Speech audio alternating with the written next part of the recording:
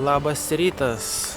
Situacija tokia, kad esu atsikėlęs jau, sukrovęs viską savo dviratį ir pasiruošęs keliauti toliau į Barceloną. Prieš tai galvoju, kad Barceloną aš tiesiog pravažiuosiu, bet kažkaip pradėjau mąstyti, gal vis tiek verta apsistoti tenai. Iki centro Barcelonos apie 50 km važiuoti ir, gaunasi šis tas ir visai neblogai būtų dar vis tiek aš kokį 2-3 valandą tenai atvykčiau, tai visai faina būtų dar tą vakarę ir praleist Barcelonoj. Tai apie tai svarstau kol kas, dar nežinau, kai nuvažiuosiu, pažiūrėsiu, gal man ta Barcelona visai nepatiks ir tiesiog nuspręsiu važiuoti toliau. Dar vienas dalykas, šiandien yra mėnuo, kaip aš jau esu kelionėje. Šiaip važiavau 13 dieną, bet pradėjau keliauti 14, tai va šiandien 14 diena ir esu nuvažiavęs virš 2000 km jau. Jūs matote tenai per video, kad esu žymiu ten 20 kažkelinta diena, dabar neatsimenu kelinta, bet 20 kažkelinta turbūt bus. Čia yra dienos, kada aš keliauju, kada aš važiuoju su dviračiu. Tai čia buvo tos kelios dienos poilsio, iškrito ir dėl to taip gaunasi, kad ne visą mėnesį keliauju, bet 20 kelias dienas dabar važiuoju su dviračiu. Bet apskritai esu pradėjęs kelionę prieš mėnesį. Oras pas mus geras, saulė šviečia, bet šiek tiek vėsoka, nes dabar 10 ryto tik tai. Tai dar su striukyte esu ir pusryčių tik tai, pusryčių nevalgiau, tik tai arbatą atsigėriau, suvalgiau sausainių. Tai važiuodamas kažkur sustosiu kavos, ten kažką tai užvalgysiu. Plius dar man reikia pasikrauti savo elektroniką, nes čia kaip ir yra galimybė pasikrauti, bet čia reikia toksai vat yra dalykas. Tai čia miestelis netoli, kokie 5 km gal. Tai čia man pamint biškiuką nuo kalnų nusileisti ir viskas.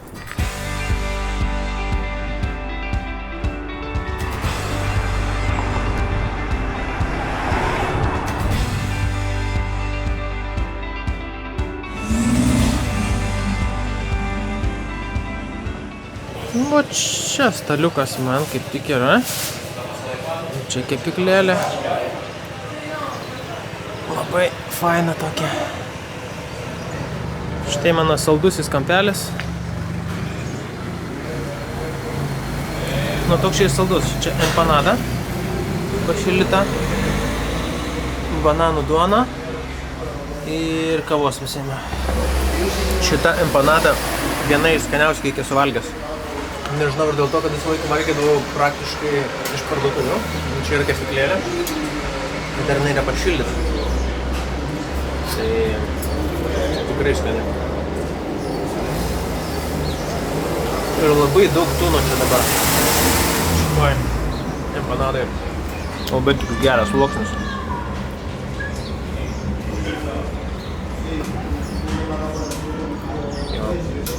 Ta kavinė pasižiūrėjo vertinta 4,9 iš beveik 200.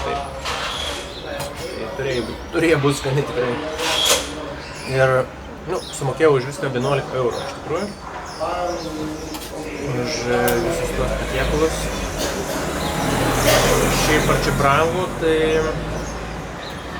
palyginus su kitom Europos kainom, tai čia tikrai nėra brangu.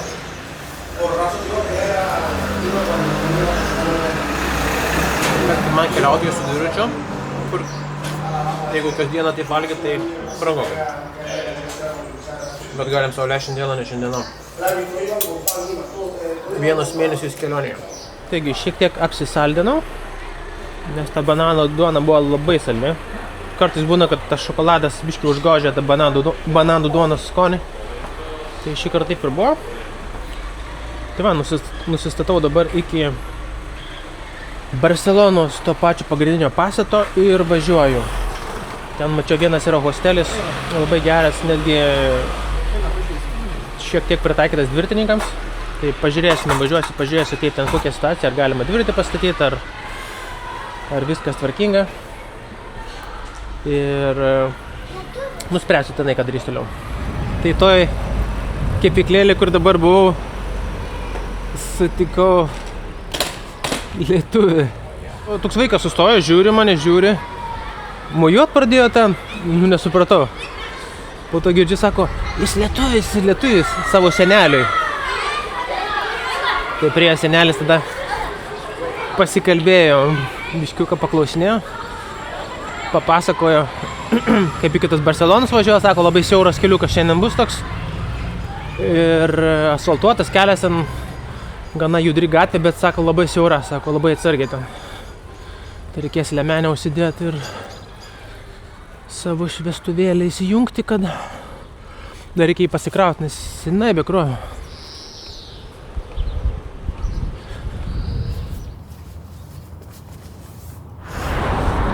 Liemenę užsidėjęs jau. Galinė lemputė irgi, nors šią dienos metu ta lemputė mažai ką padaro. Tai va, važiuoja pirmą kartą keliu, kuriame nėra kelkraščio. Ir kaip sakė tas lietuvis, tas keliukas toks ir bus visą laiką iki pat Barcelonos.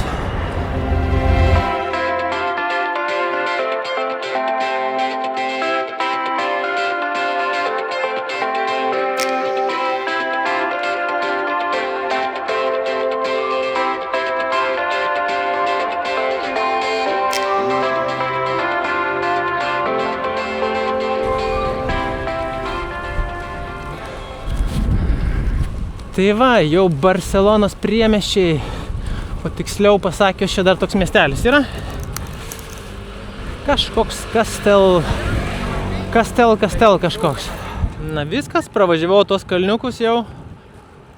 Kaip ir tie pakilimai ir nusileidimai ir toks pavojingas važiavimas baigėsi. Nu, pavojingas važiavimas dar, man rodos, bus pačioje Barcelonoje ten. Kiek girdėjau, labai sudėtinga yra su dviračiu pravažiuoti. Pušės labai gerai atrodo, kaip kokioj Palangoj. Na, jūra irgi panašiai lietuviška. Aišku, kol nenusisukė į šoną, nes pasisukės į šoną daug palmių, pamatai? Būtent važiuoja tuo keliuku. Čia yra ir dviračių, ir pėsčiųjų takas. Aišku, nepaliks labai greitai čia, bet atsargiai gali važiuoti. Tai ką pasidžiaugiau pliažų ir pakrantę, tai dabar vėl į kelią.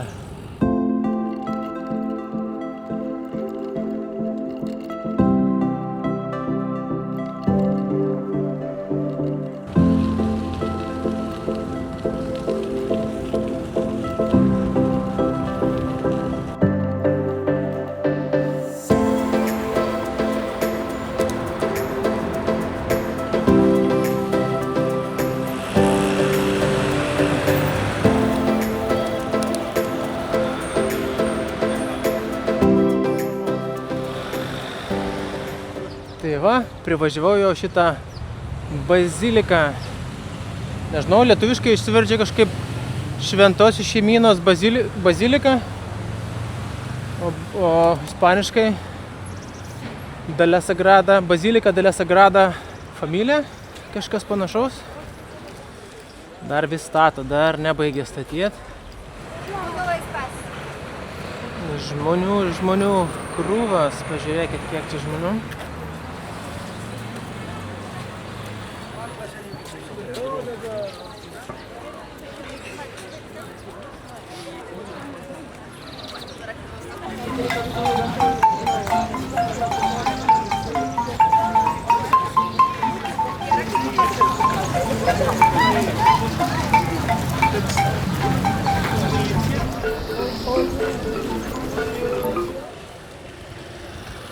Įvažiavau į tokį parkelį, bent jau ramu, širdis džiaugiasi.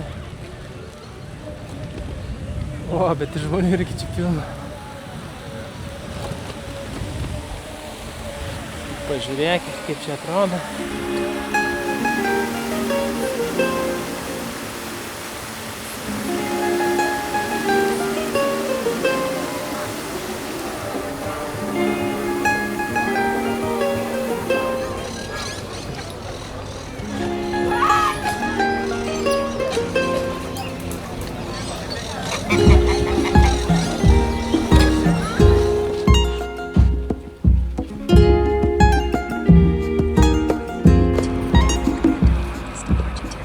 jeigu išvažiuoja iš to intensyvaus tokio eismo, kokį parkelį važiuoja ar dar kur nors, tai Barcelona tikrai labai graži vieta, bet šiaip pagalvoju, kad per tą pusdienį ką aš čia pamatysiu Barcelonai. O gyvenime dar ta Barcelona bus pamatyti progų daug kartų. Aš manau, nes skrydžiai tikrai nėra brangus į Barceloną ir tikrai bus progų dar kartą atvažiuoti ir pamatyti, nes miestas yra didelis ir man atrodo pusdienio čia neužtektų. Tai tiesiog aš šį pravažiuosiu šiandieną ir apsistosiu kempinge turbūt, bet dar 37 km iki jo. O tame hostelį buvau užvažiavęs, labai fainas hostelis, tik tai neturėjo vietų. Norėjau ten apsistoti, bet sako, deja, be rezervacijos vietų nėra. Tai va, iš ryto, kai žiūrėjau, dar jie turėjo tų vietų, ne vieną vietą turėjau. Ir aš tikėjausi atvažiavęs pasiimsiu tiesiog kambarį, nes per bookingą, kai užsakinėji tenai, tu moki keliais eurais daugiau. Tu bookingų moki tiesiog mokestį. Bet tiek to tada, čia toks likimas reiškia, reikia tada išvažiuoti ir važiuoti toliau, o į Barceloną po to bus progos sugrįžti vėliau. Tai dabar atsisėdau tokioj kaip, čia restoranas, iš tikrųjų čia ne kebabinė, bet jie kaip turkų restoranas. Suvalgysiu kebabą, kaip ir norėjau, sakiau, kebabą noriu šiandien, tai suvalgysiu kebabą lėkštėj. Paprašiau, kad ryžių atneštų ir duonas. Tai buvo parašyta, kad 12 eurų kainuos, bet maros, kad dar pridės dėl ryžių ir duonos šiek tiek.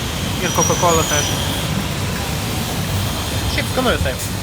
Jei tu padažų prisimaišai, visokių, čia be padažų be nieko atnešė, tai šitas yra labai aštrus, labai buvo aštrus. To dar neragavau, čia toks česnakinis bus. Buvo labai skanus vištienos kebabas. Jautėsi, kad keptas grilinta vištiena ant griliaus. Ir suvalgiau viską, ten ir tą duoną, ir ryžius, ir bulves, viską. Kažkaip neatrodė, kad taip išalkęs, bet kai pradėjau valgyti, suvalgiau viską. Tai va, man liko 30, kažkur 5 kilometrai, bet jau taip rodo GPS-as. Kol kas visai gerai, čia taip įvažiavau į tokį keliuką, išvažiuojant iš Barcelonos. Tikėkime, kad panašus ir bus.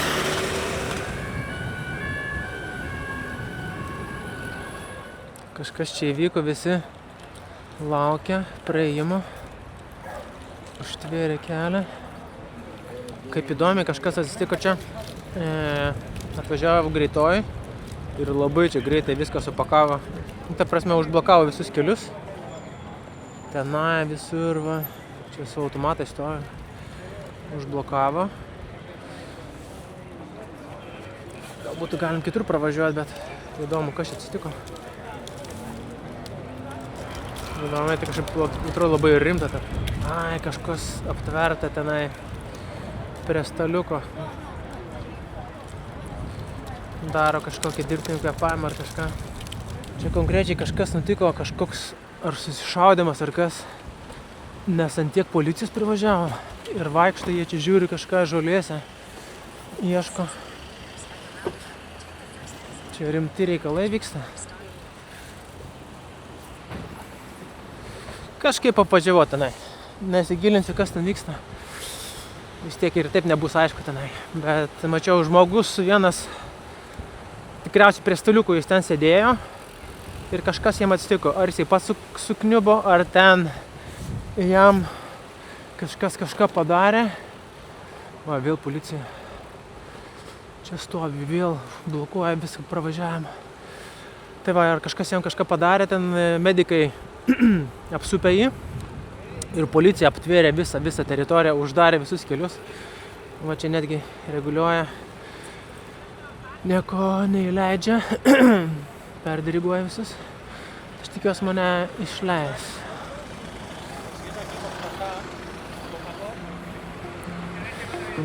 Važiuojam, tęsim toliau savo kelionę.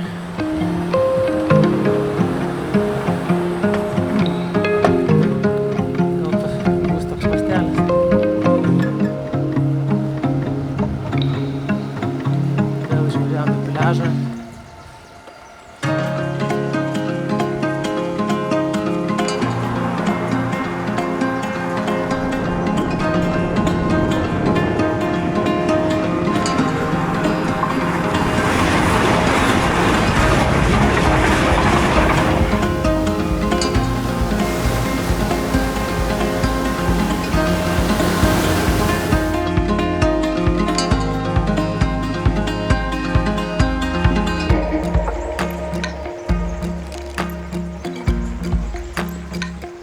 kadangi vėjas pūtė į nugarą, tai atlėkiau kaip raketa iki savo kempingiuko. Čia daugiau kažkaip palapinių. Ir čia palapinė, ir čia palapinė. Ok, 2 palapinės. Kol kas. Bet pirmą kartą receptionė reikėjo man eiliai stovėti, tai nežinau, kokie 5 žmonės stovėjo prieš mane. Šiaip ateidavo visą laiką, pirmas ateini, susimokė ir viskas. Nu, čia prie Barcelonos daugiau žmonių, daugiau turistų. Tai arčiau visos Europos. Tai daugiau suvažiuoja tų turistų turbūt. Tai va, kažkoks biškiuką nusikalęs, tas eismas kaip išvargina, ne tai kad minimas, bet tas toks žiūrėjimas, galvojimas, ką daryti, judesys pastoviai. Tai sakau, nesijaučia, kad kojas pavargusios, bet labiau jaučiasi toksai kažkoks tai ar nuo saulės, ar nuo ko, ar nuo to, sakau, judesio tokio. Tai va, mano užduotis išsimiegoti šiandieną, pailsėt. Nežinau, gal pamontuoti video. Palapinę statau šičia.